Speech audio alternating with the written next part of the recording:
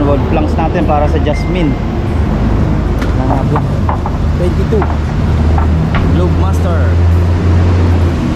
Ayan na at nabuhusan na rin dito yung kanyang drainage. Okay na. Pwede tayong pa-deliver ng buhangin dito natin.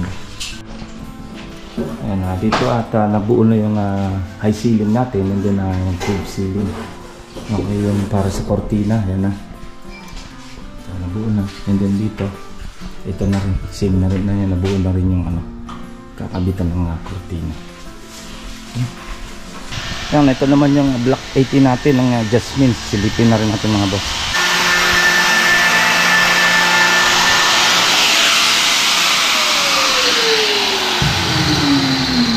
Formica para sa ating cabinet.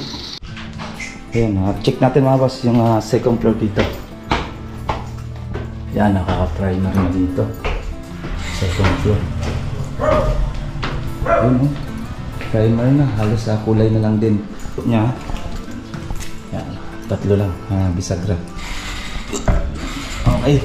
Mga bagahe lalagay na dito. Cabinet na. And then dito, hindi naman mauuntog yan dito dahil itinaas natin yan sa flooring. Tapos, mapansin nyo, tinaas natin yan ng 30. Kaya pagbaba mo dito, hindi na mauuntog. Tapos na, tatakpan na lang naman yan. Tatanggalin lang naman to. Hindi na tatakpan ng reflex na lang dito.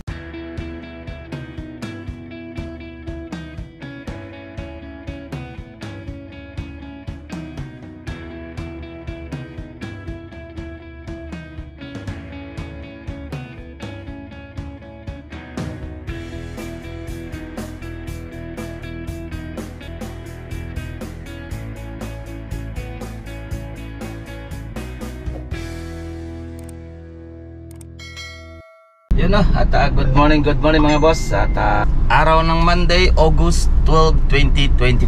Okay? At dito tayo sa Globe Master Relay mga boss. Globe Master ng Alang Kalamba. At pipikapin na natin uli yung wood plank para sa Jasmine naman sa hagdanan na ikakabit.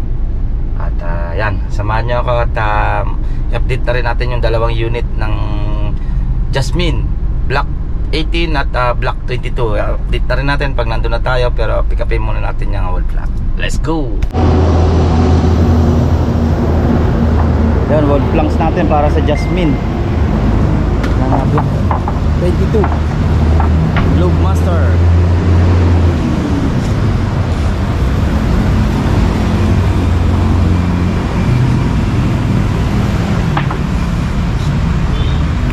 Kaya mga boss, at dito na tayo sa block 22 ng Jasmine Limabrosa Phase 3. I-update na rin natin itong unit na nakalipas na araw na ginawa.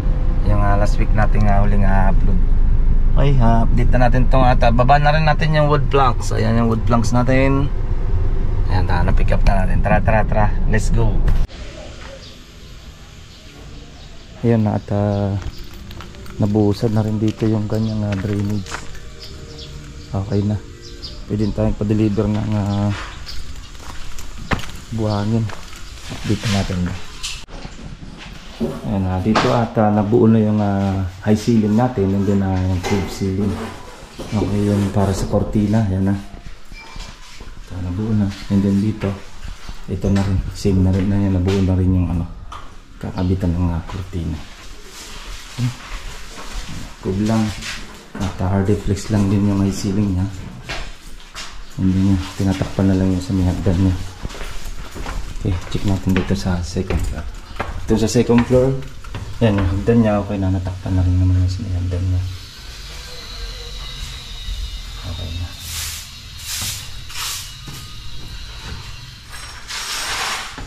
And then dito sa second floor niya, at nabago na ito ng client. Hindi na yan masusunod yung isang pinto. Same na rin sa block 20 muna. Dito yung isang pinto ng master bedroom. Ito yung isang pinto ng isang room. Team close na siya dito. Okay, yan na. At pagkatapos ito sa baba, tatakpan na natin ito.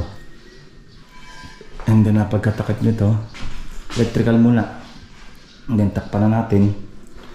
At palagyan natin ng partition at tiles. Lagyan na rin natin.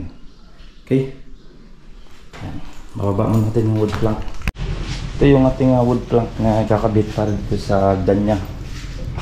Huli-huli na natin yan kasi nakuha na natin. Yan, punta naman tayo sa block 18 ng Jasmine ng Limobro sa phase 3. Kabila lang naman ito ng kanto para ma-check natin yung mga ilang araw na ginawa natin. Let's go. Yan, ito naman yung block 18 natin ng Jasmine. Silipin na rin natin mga boss. Nad! Nad!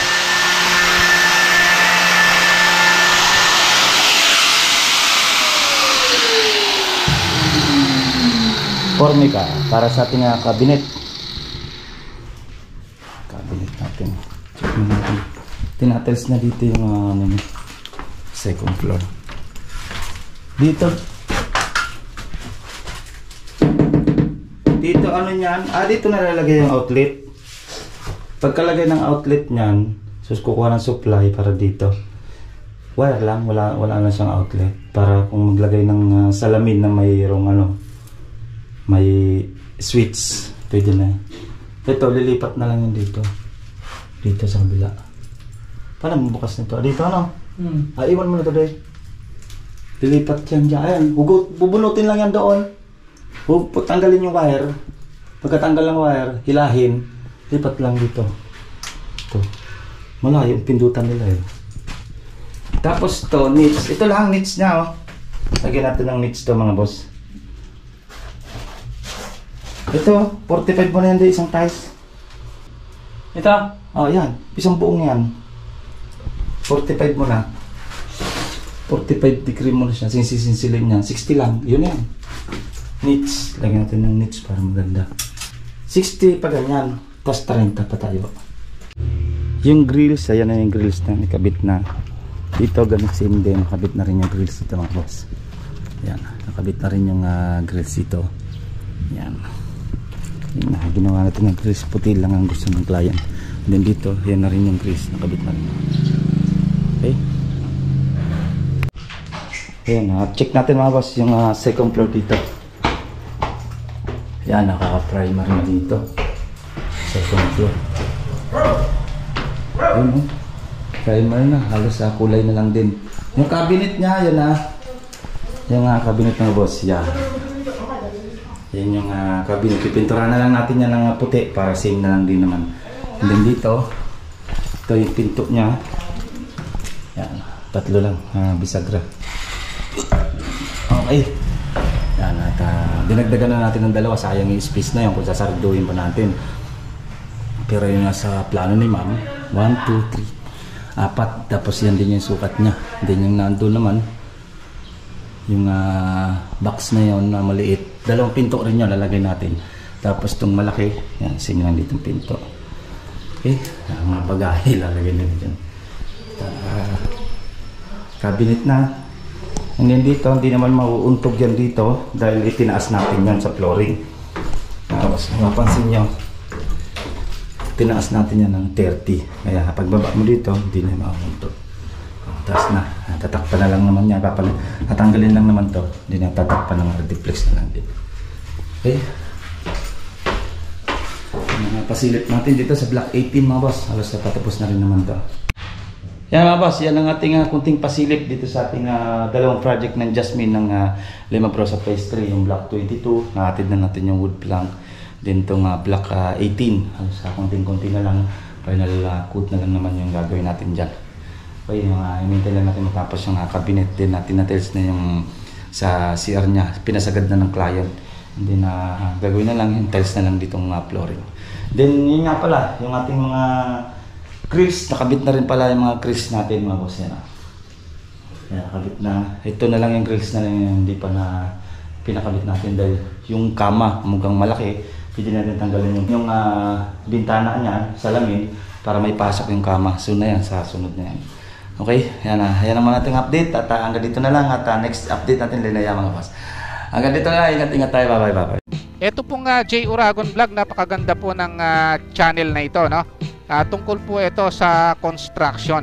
Actual construction po ang channel na ito, no? Pag pinanood nyo po ito, panalo po kayo sa channel na ito. Napakaganda po ng mga video niya. Lalo na pong magaganda, no, yung mga iba't ibang design niya. Kakaiba po yung mga iba't ibang design niya sa mga kisame. Subukan nyo po panoorin J. Uragon Vlog na ito. Matutuwa po kayo pag pinanood nyo po yung mga video niya. Maraming salamat po.